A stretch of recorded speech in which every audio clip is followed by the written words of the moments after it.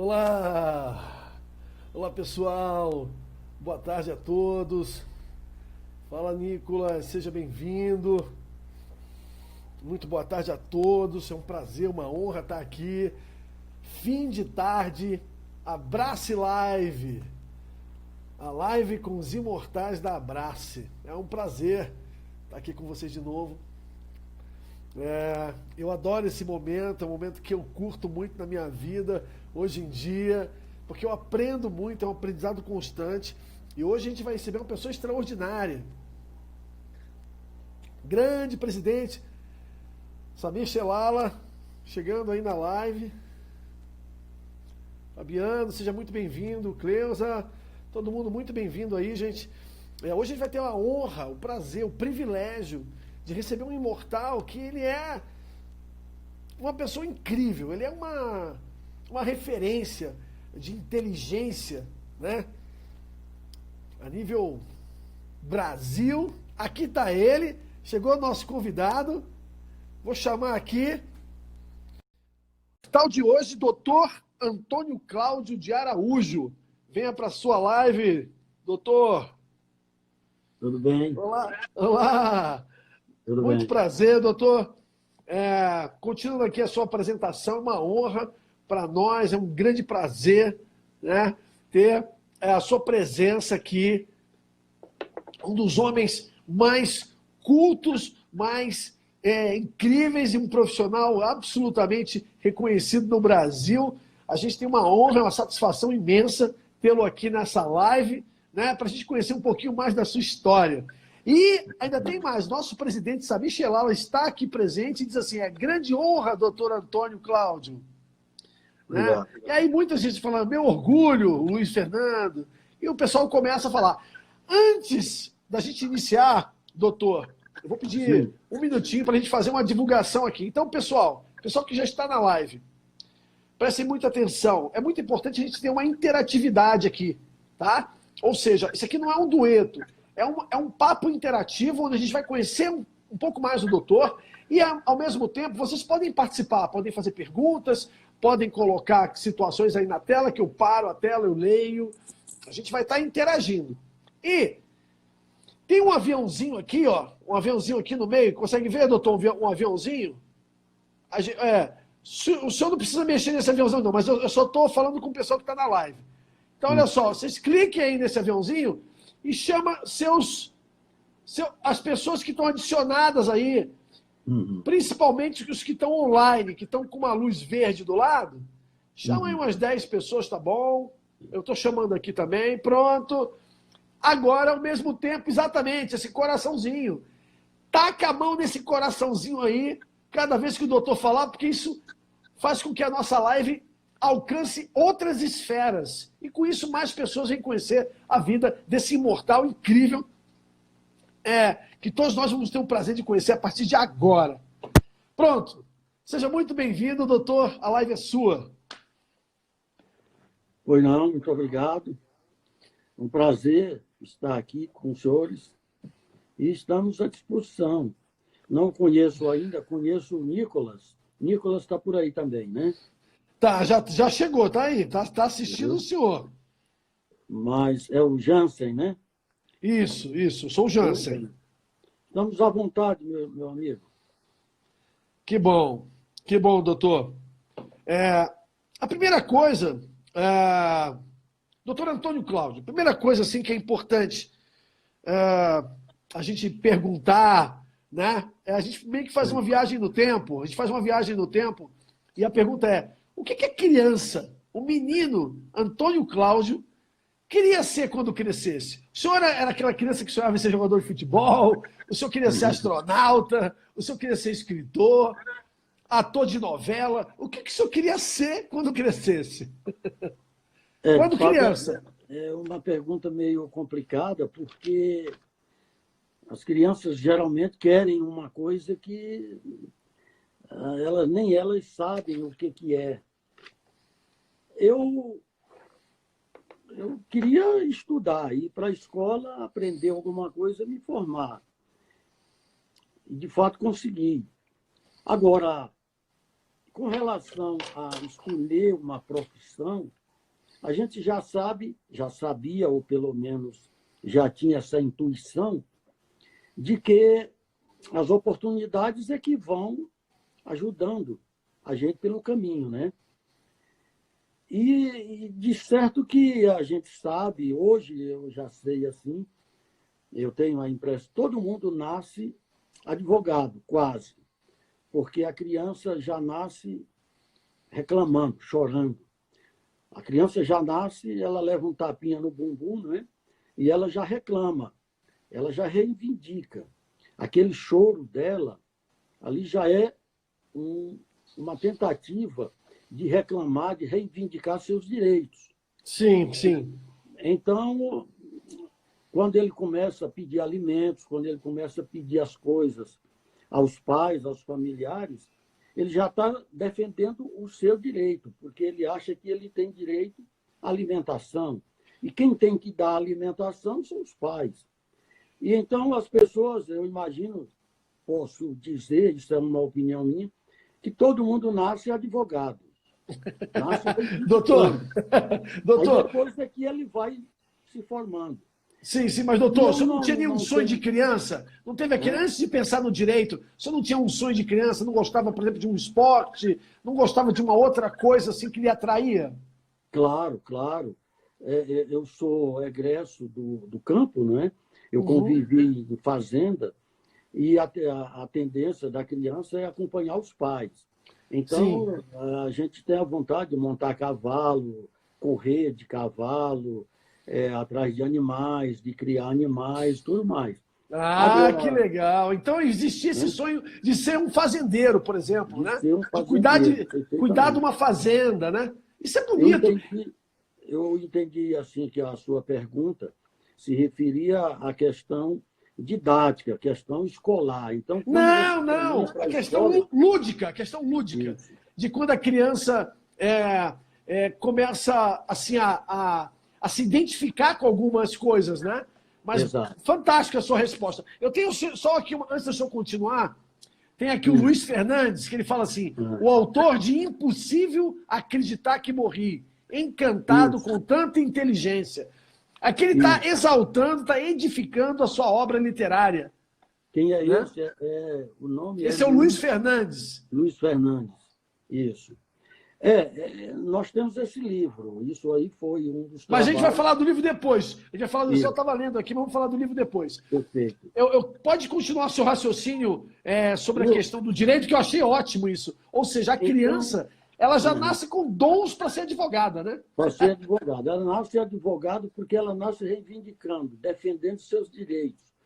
Quando ele vai jogar bola na rua com os colegas, ele também já quer dominar a coisa, ele já quer sair ganhando, levando vantagem.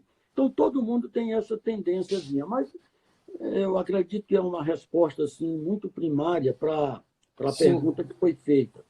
No caso aí, a gente tem umas inspirações durante a vida que são os professores.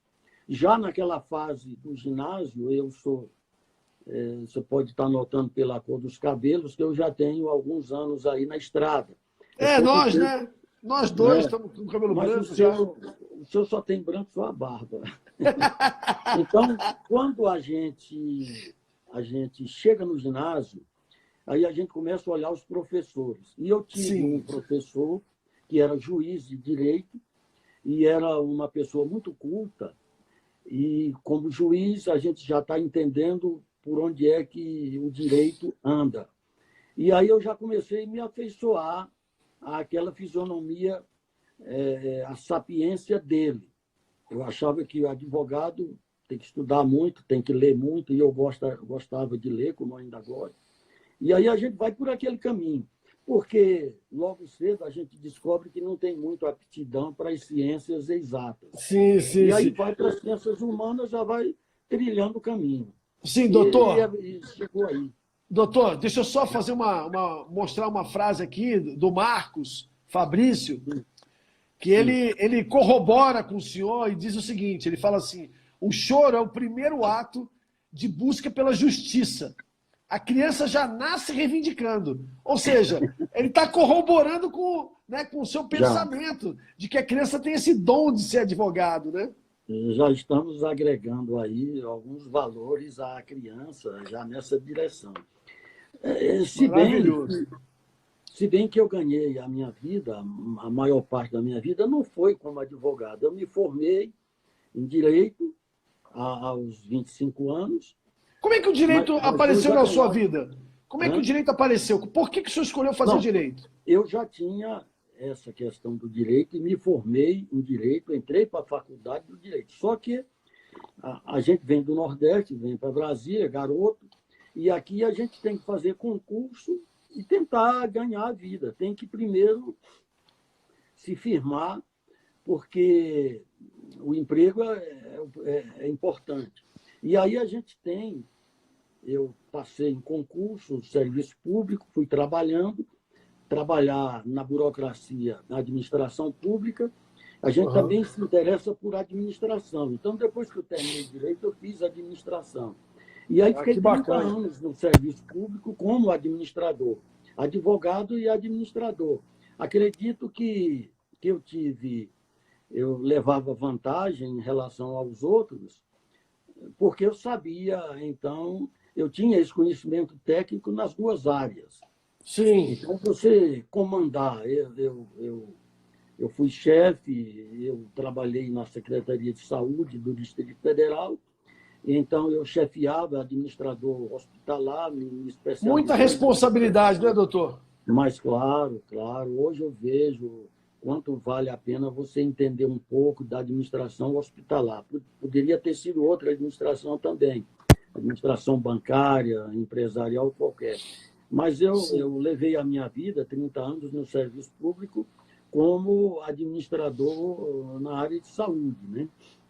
Depois me aposentei, aí sim, o escritório funcionou, nós estamos até hoje trabalhando, vivendo disso. Mas aí já é uma questão, vamos dizer assim, eu não posso dizer que vivo especificamente do direito, ou somente tenho minha aposentadoria como servidor público. Sim, entendi. Bacana. E, doutor, uma dica assim, para pessoas que buscam essa área. Qual é a dica de sucesso para quem quer ser um advogado, um administrador? Qual é a dica que o senhor daria? Ô, meu irmão, eu posso dizer o seguinte, a minha resposta talvez não agrade muito. Eu tenho o meu jeito específico, pessoal, e isso aí é uma questão assim, de muita responsabilidade para eu colocá-la assim. Os professores, na sala de aula, sobretudo no último ano da formatura dos alunos em Direito, eles dão vários conselhos.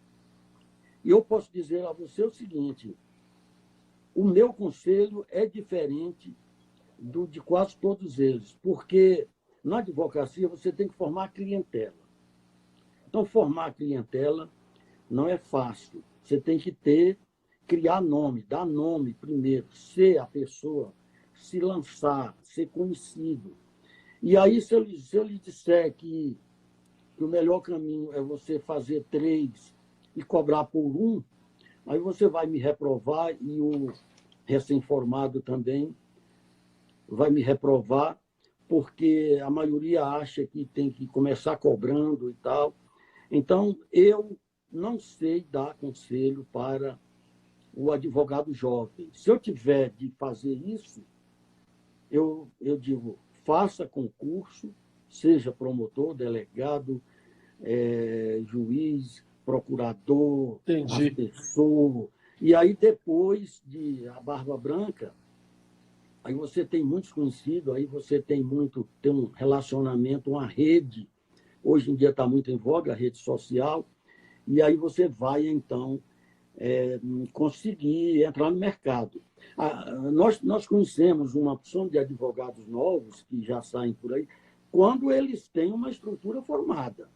Aí tem muita gente que é filho de ex-juiz. Muito bacana, doutor, essa sua sinceridade. essa sua transparência, essa sua lisura ao colocar uma situação tão delicada.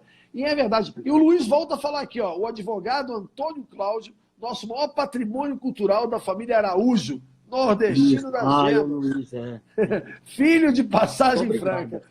Me fale uma coisa, e os seus livros? Hein? O Luiz falou dos livros, a sua parte literária. Né?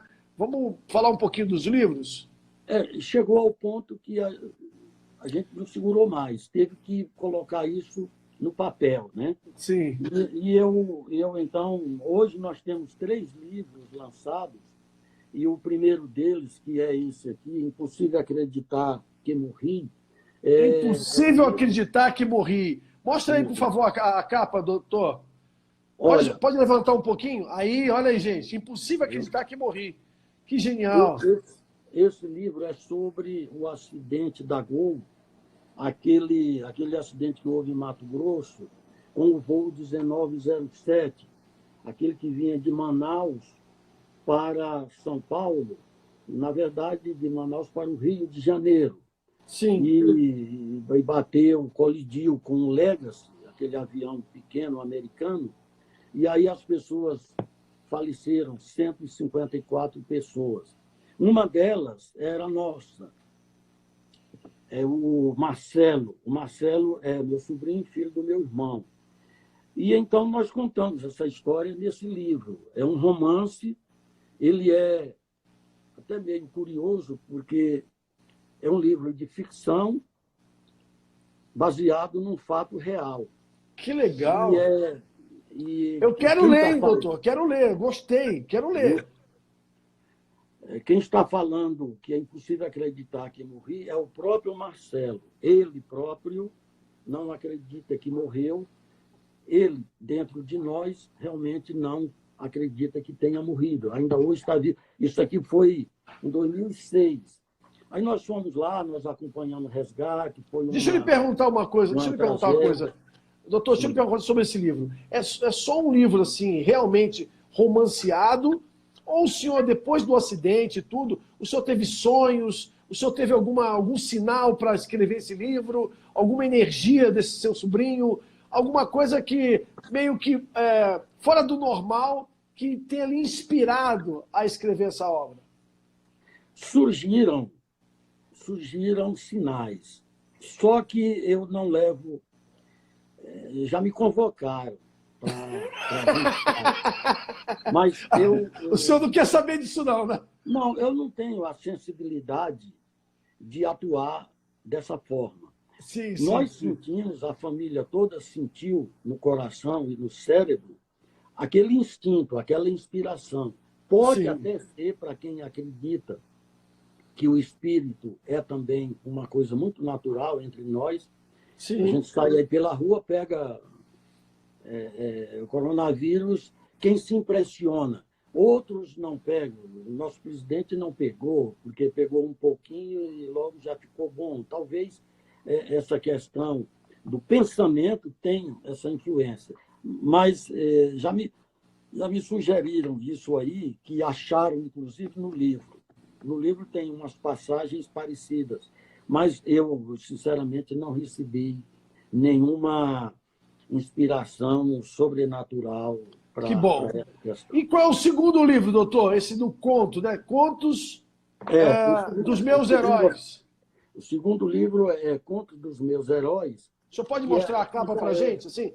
Pode mostrar na câmera? Olha que bonita a capa.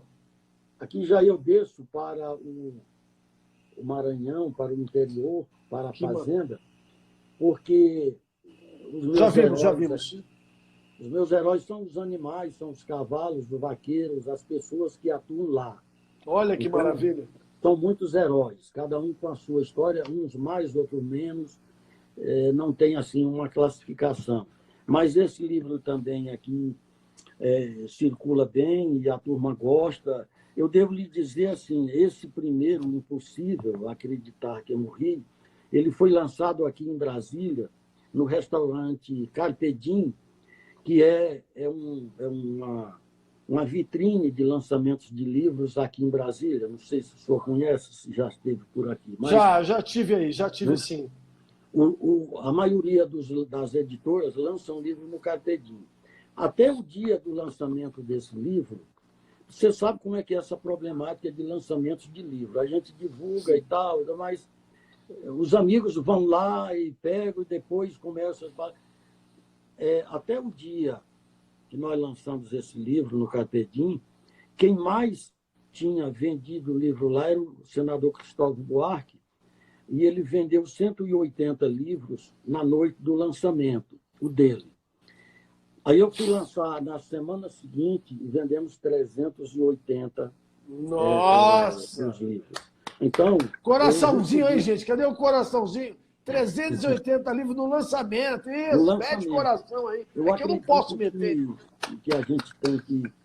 essa parte aí tem que ser Genial. divulgada, porque até o Carpedim ficou contemplando essa oportunidade que eles tiveram de investir quase à noite.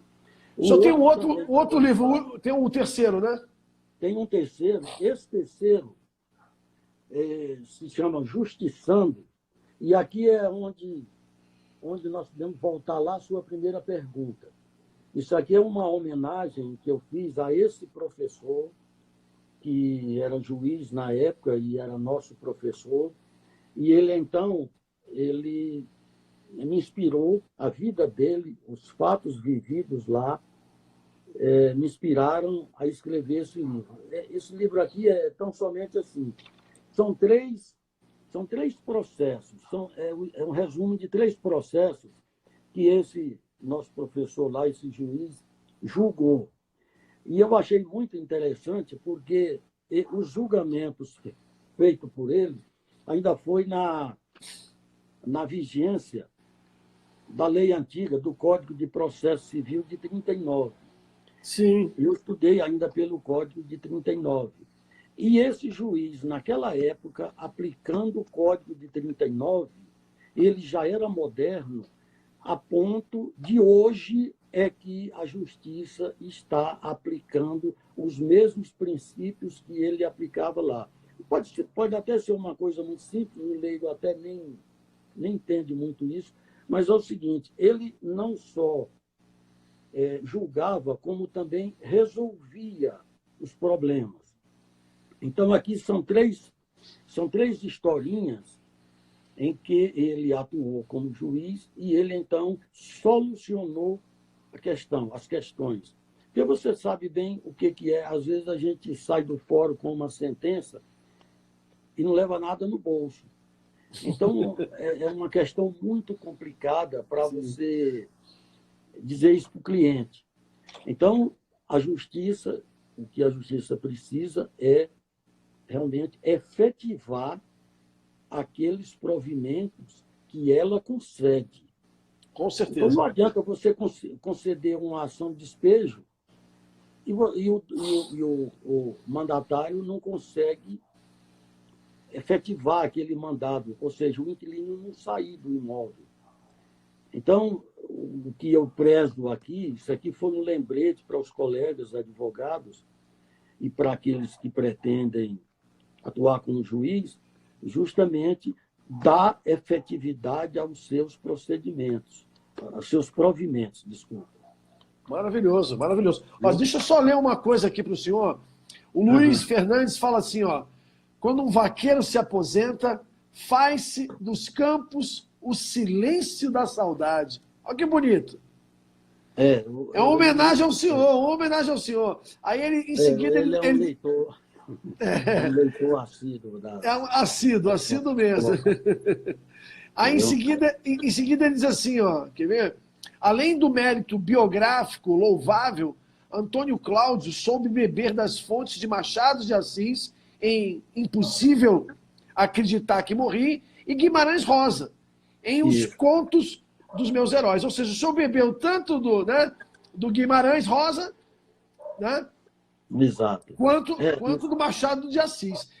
É legal essa observação dos seus leitores, né? Que o senhor tem uma identidade, ou seja, o senhor tem uma referência. Ainda diz assim, ó, seus livros destacam a sabedoria local com excelência universal. Um grande contador de histórias, desde os churrascos de família até o fazer literário propriamente dito. Excelente. Marcos, muito obrigado pela tua participação aqui na live. Sensacional as suas observações. E a gente precisa mudar de assunto. Precisa mudar de assunto porque a gente precisa continuar, né, a nossa conversa. Fique à vontade. Na sua visão, doutor Cláudio, na sua visão, qual é a importância de uma academia para a sociedade, uma academia para as pessoas, para um país, como a Abrace, por exemplo, Abrace, uma academia centenária. Qual é a importância da Abrace para a sociedade, para o país, na sua visão? Fundamental, é fundamental a importância. A academia, ela, no meu entendimento, ela reconhece, ela tem essa função de reconhecer o trabalho daqueles que oficiam com a cultura e com a arte. Uma coisa que eu não sei explicar para você agora é por que o termo academia, não sei se eu posso dizer que ele se vulgarizou, é que nós temos academia de ginástica. Se fosse academia de dança, eu concordaria. Não, mas aqui nós estamos falando da academia célebre dos intelectuais, da ciência, da história, da literatura, o qual o senhor se encaixa perfeitamente, né? Perfeito. Eu entendo que, assim entendido, como academia, aquela escola, aquela aglomeração de intelectuais e que se reúnem convidados e produzem seus trabalhos, discutem a cultura, enfim, eles elevam a cada um a sua arte, não importa qual seja, pode ser a pintura. Nós somos filósofos da escola de Platão, né? Nós somos da escola de Platão, como diz aqui o nosso querido Nicolas. Isso. Então, eu acho, eu sou feliz, fui convidado. Aliás, não sei se eu posso até confessar isso, mas quem me convidou foi o próprio Nicolas, né? Que deve estar, ele está nos assistindo. E eu sou muito grato a ele por ter me convidado e ter providenciado, eu não sei bem o que ele fez lá, que meu nome foi aprovado. Não foi. Ele não fez. Ele, na verdade, leva o nome de uma comissão. Essa comissão é feita, são várias pessoas que elegeram o senhor um novo acadêmico. E tem mais, né? O senhor, além.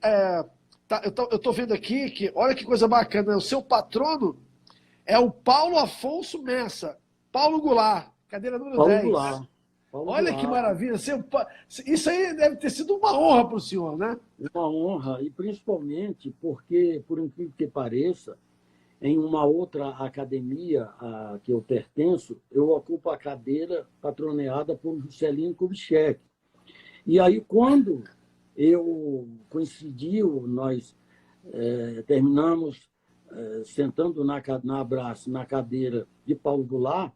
Poxa, aquilo me veio assim uma satisfação tão grande, porque Paulo Goulart, por incrível que pareça, ele, nos papéis que ele fez, nas novelas, nos filmes e no teatro, de uma forma geral, houve um papel muito notável, que é na minissérie JK.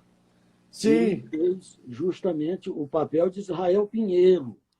Sim. Poxa, e aqui em Brasília, ele veio construir a rodoviária, coisa que nós assistimos a olhos nus. A gente passava ali pela rodoviária. E Paulo Goulart, desculpe a interrupção, Paulo Goulart é um dos homens que mais lia desse país. Ele era um leitor voraz. Ele era um apaixonado por literatura. Aí, porque o artista, no caso, o ator, no caso dele, é comum a gente esquecer um pouco a personalidade dele e se fixar nos personagens, né? Do personagem. Porque a gente não o conhece, não vai na casa dele, eu nunca me encontrei com ele, eu nunca o vi. Agora, o seu Farina entrava aqui em casa. O seu Farina é aquele outro personagem. Os personagens dele, os Da, personagens dele entravam na sua sala, Esperança, entravam na sua casa, né? da novela Esperança. Aí casou com a viúvona lá e tal, deu um baile lá na turma, ficou com a herança da viúva.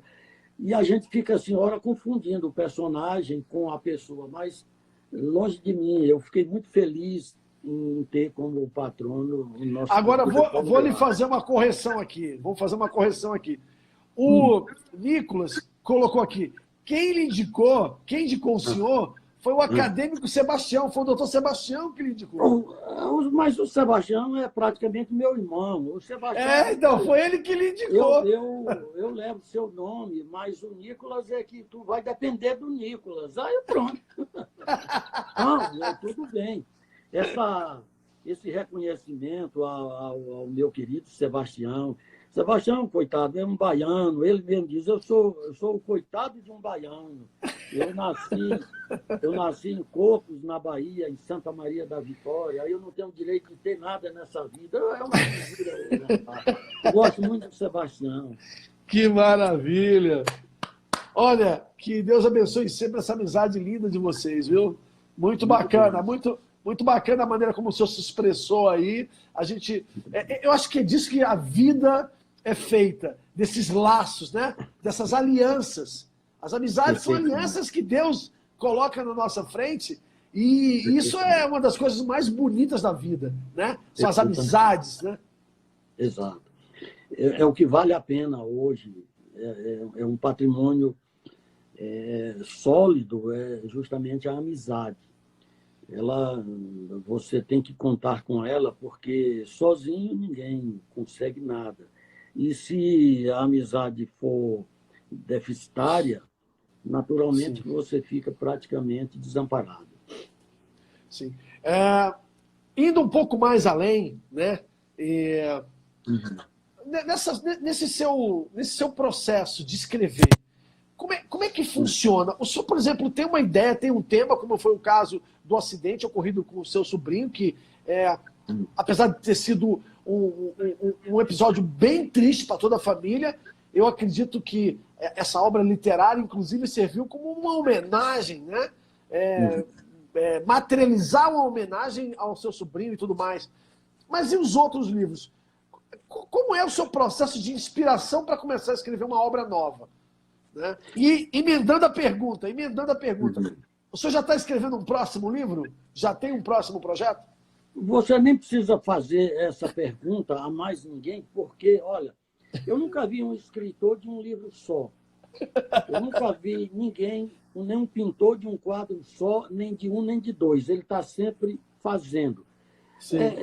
A partir do momento que ele, vamos dizer assim, consegue editar o primeiro, porque a questão do livro, você não perguntou, mas eu lhe respondo, o mais difícil do livro é a edição.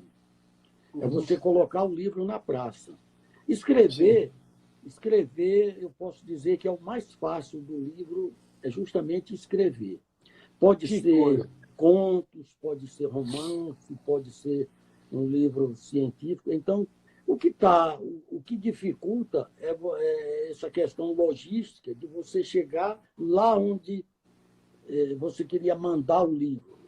Então, para você escrever, basta que tenha realmente essa inspiração, esse dom, e o dom de escrever pode até ser um pouco difícil para algumas pessoas, mas para quem já se dispõe, ele fica uma questão quase compulsiva. Se não escrever um dia, por exemplo... Adoece. Nem que escreva para jogar fora. Você escreve de manhã e joga fora à tarde, porque não gosta. Eu sei também que os pintores, a lixeira dos pintores, leva muito quadro.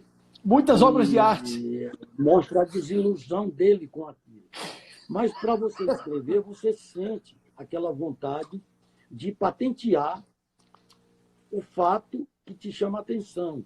Eu acredito que é o que aconteceu com todos eles. Eu não sei, os grandes escritores da história todos, eles tinham uma coisa na cabeça e queriam botar aquilo no papel. Depois que coloca no papel, ele julga. Se ficou bonitinho, guarda.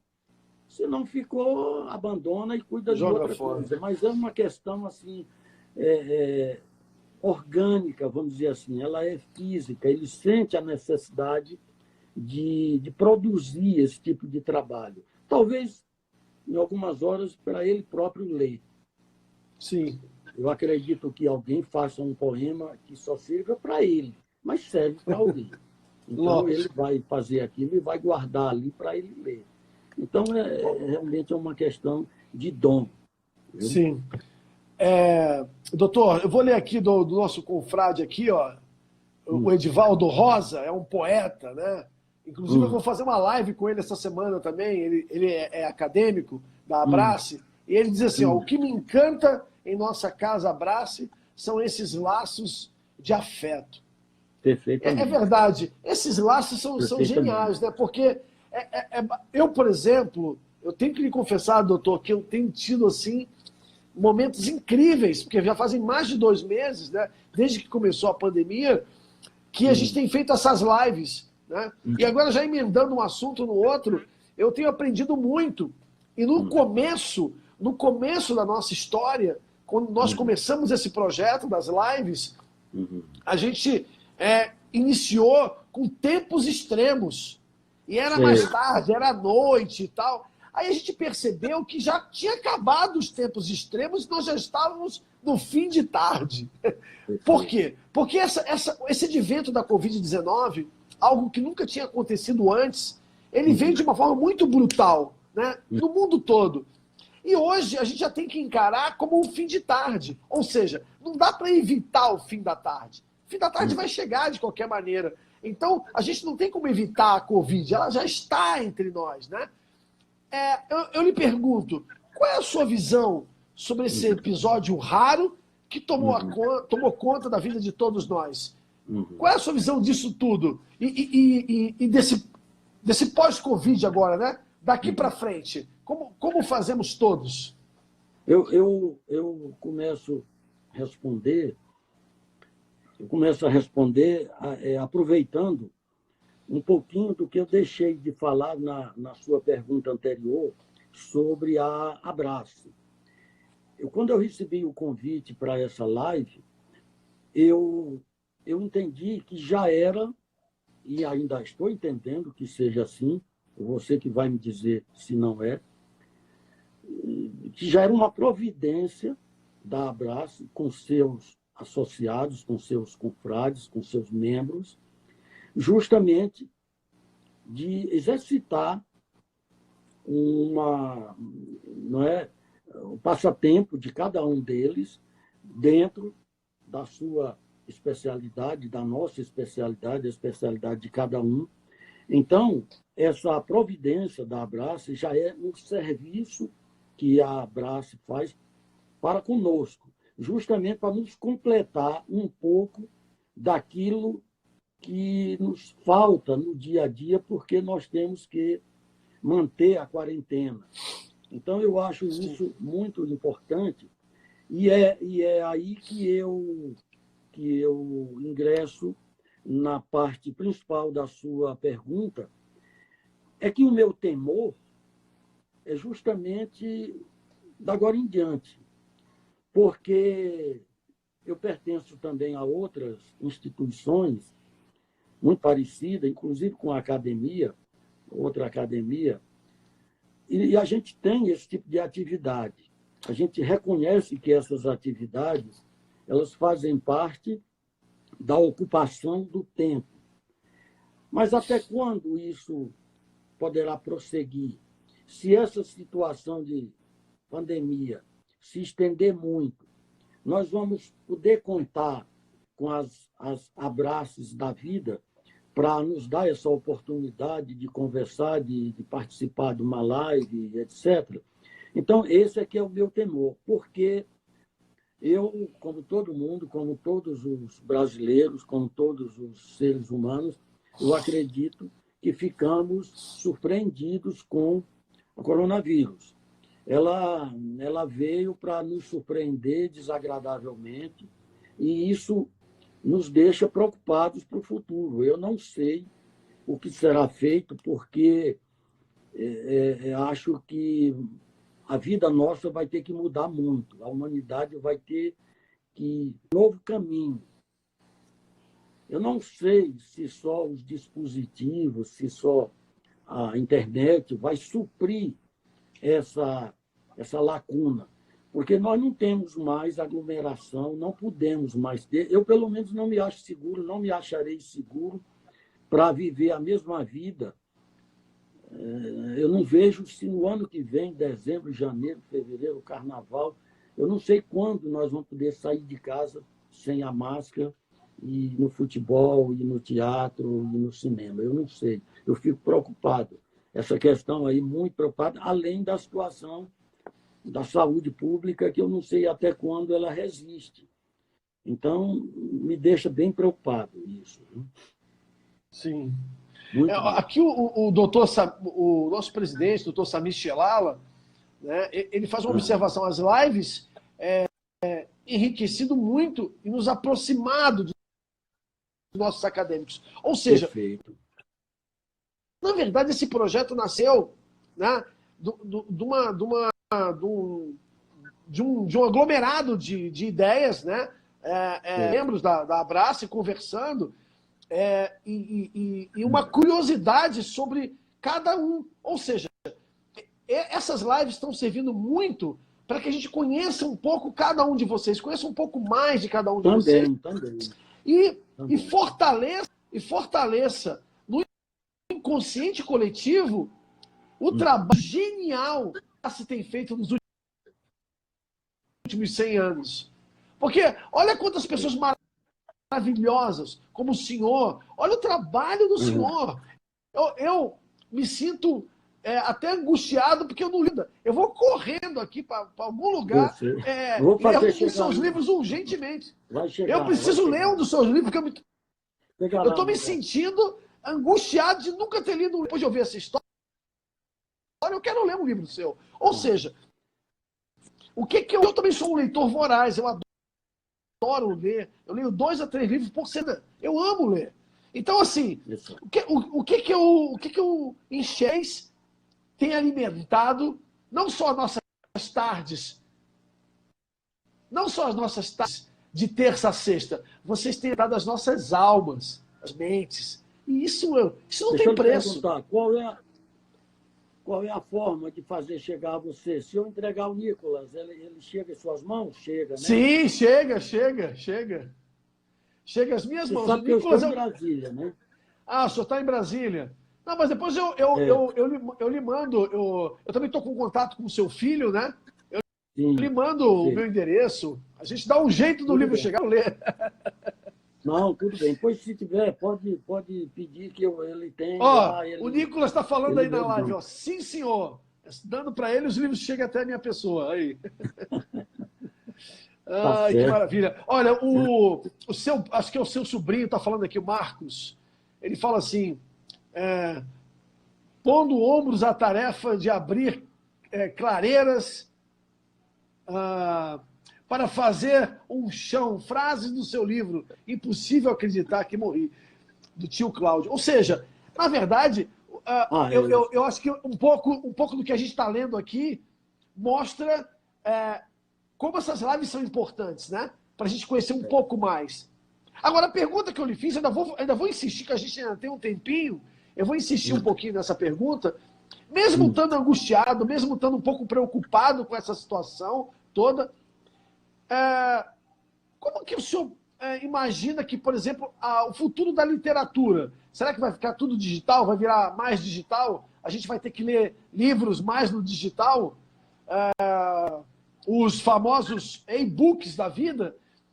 Como fica na sua cabeça, assim, na sua visão, a escritor, né?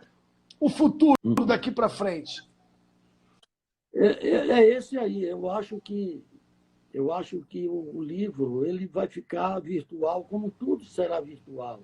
Uma pena para mim e para os que têm o hábito que eu tenho. Eu gosto de ler o livro com ele aberto no colo e uma caneta na mão, riscando, xingando o autor ou elogiando o autor e tal. A partir do momento que isso não é mais possível, eu não sei até quando, nós ainda temos muitos livros físicos, mas o futuro da literatura ela é virtual. Muita gente por aí, autores de renome, não tem nenhum livro físico. Todos eles são virtuais. Não é questão de domínio, mas é uma questão até mesmo de prazer da leitura. Porque as palavras, elas têm um desenho. Eu gosto de ler olhando o desenho da palavra, por conseguinte, o desenho da frase. Então, a gente lê o texto todo e ali você vai montando a ideia do que é o livro. Mas, com certeza, que já estava antes da Covid-19, já era assim. E agora, da agora em diante, em que você não tem condição de... As fábricas, as gráficas, elas não podem mais reunir naquele galpão aquelas pessoas para imprimir o material. Pode ser jornal, revista, ou algum. Você pode entrar hoje, olha, em fevereiro começou a gritar, a grita da Covid foi de fevereiro para março. Eu já viajei de avião, no avião da Gol já não tinha mais a revista. Então, que a TAM, como a Gol, tinha uma revistinha para você viajar ali, lendo, folheando. Sim. Então, ele disse, olha, na ida, eu consegui, tinha uma revista. Na volta já não tinha, nunca mais teve, você não vai encontrar. Então, eu acredito que nós vamos ter que reaprender. Os autores vão escrever, né? O e-book vai tomar vento em popa e vai subir, e também qualquer espécie, qualquer mecanismo, qualquer ferramenta vai ter que ser por esse lado. E eu lamento, porque os que gostam do livro, que adoram o objeto, vai sentir falta, vai ter que guardar esses como relíquia. Sim. Eu vou voltar a ler a frase aqui do seu sobrinho, porque no que o senhor falou, eu vi que eu tenho uma coisa que eu não li, que agora que apareceu a frase completa. Então diz assim, ó, pondo ombros à tarefa de abrir clareiras para fazer um chão. Isso. A frase do seu livro, Impossível Acreditar que Morri. Tio Cláudio, é sinal de esperança para esses tempos de agora. Ou seja, é muito bonito o que ele está falando, né?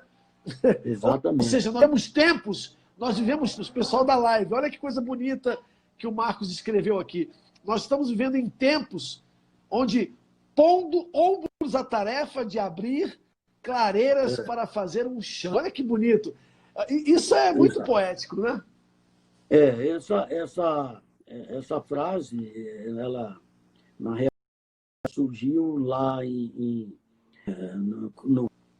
no local do acidente, em Peixoto de Azevedo, quando a gente precisava entrar na floresta para alcançar os corpos e os objetos das pessoas.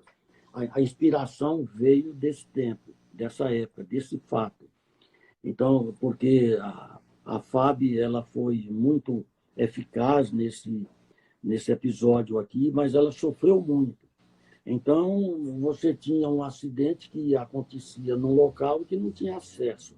Então, nós precisávamos, eles, naturalmente, que é quem tinha a técnica de fazer. E aí nós, que quem redige o livro é a própria vítima.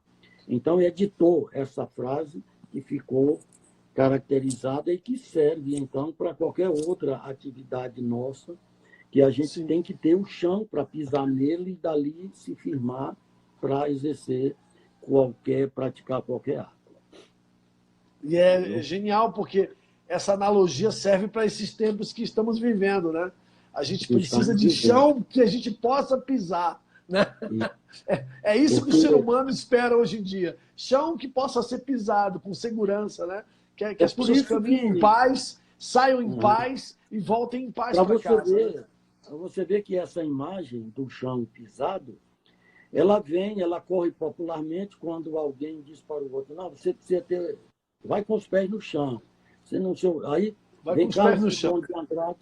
Carlos Drummond de Andrade, por exemplo, ele tem pena do chão e já está muito pisado, muito maltratado e tal. Então, de qualquer forma, o chão é um aspecto de segurança para o ser humano, para a humanidade. Eu sou descrente muito com a questão do modernismo, do avanço tecnológico, mas não é por essas questões que as pessoas dizem, não, porque o velho gosta da canetinha assim para escrever à mão aqui, etc. Não, eu uso as ferramentas todas, o computador, o WhatsApp, tudo. Eu só acho que isso aí vai tornando a humanidade um pouco mais seca. Então, esses 4 meses que não vejo minhas irmãs, meus sobrinhos. Meu filho está com um tempão que eu não vejo. Falei com ele hoje, naquela situação que nós precisávamos. O outro dia que ele veio em casa é que eu vi que ele tem uma tatuagemzinha na canela embaixo.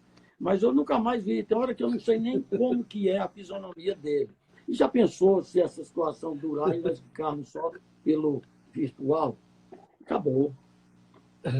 Não, a gente com certeza vai ter um caminho melhor que esse. Doutor, infelizmente, nosso tempo acabou, já passamos mais de 50 minutos, a gente deve ser derrubado pelo Instagram a qualquer momento, então eu quero lhe agradecer de coração, obrigado, gratidão pelo seu tempo, em nome do nosso presidente Samir Shelala, abraço, ele agradece imensamente o seu tempo. Olha, foi uma aula de sabedoria. E mande os livros que eu quero ler. Eu quero agradecer também aos que participaram. Eu fiquei muito, e principalmente esse impossível Isso. Impossível acreditar que morri. De fato morreu, mas não quer acreditar que fica andando. Viu? Muito bem, muito obrigado aí, viu, professor? Estamos aqui às ordens, viu? Um abraço para o Nicolas e o Sebastião, se estiver nos ouvindo também. Com certeza. Galera, todos aí que assistiram na live, muito obrigado a todos. Obrigado. O nosso presidente está falando aqui, ó, gratidão, grande tarde, muita sabedoria e aprendizado. Parabéns para o senhor aí, doutor Cláudio. Ainda tem, muito obrigado. Estou vendo aqui, ainda tem amigos nossos acessando aí. Que muitas pessoas leiam suas obras, viu? Muito obrigado. Obrigado.